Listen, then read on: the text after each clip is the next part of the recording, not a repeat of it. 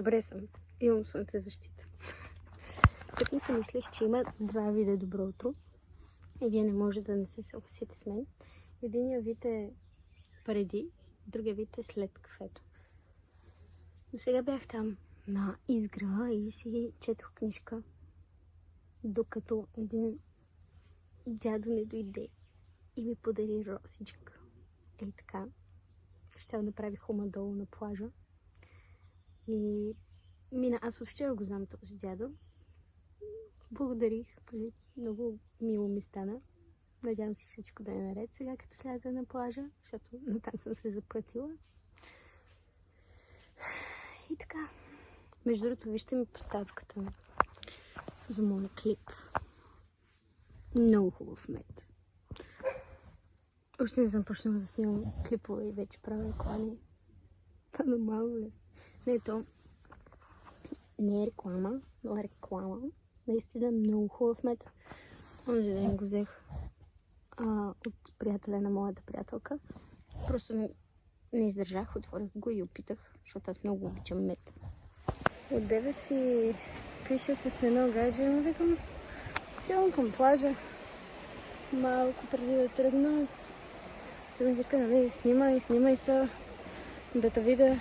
Викам, така съм се издула от тия бири.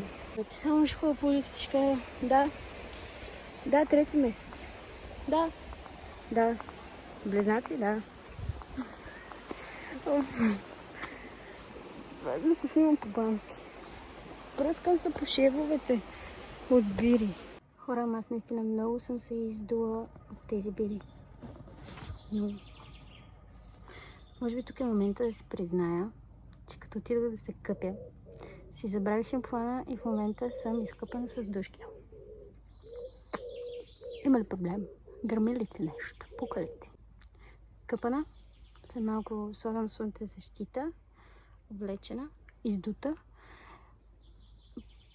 Паля колата и си отивам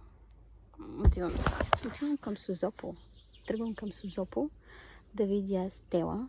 Тя не знае, ще бъде нещо като изненада.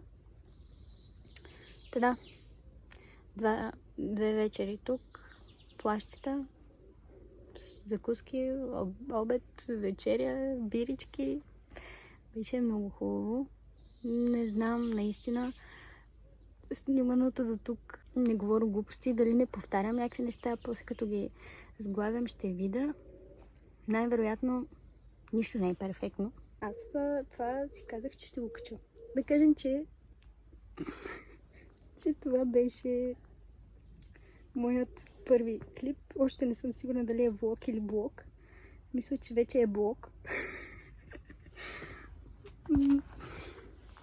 Не знам, аз се забавлявах.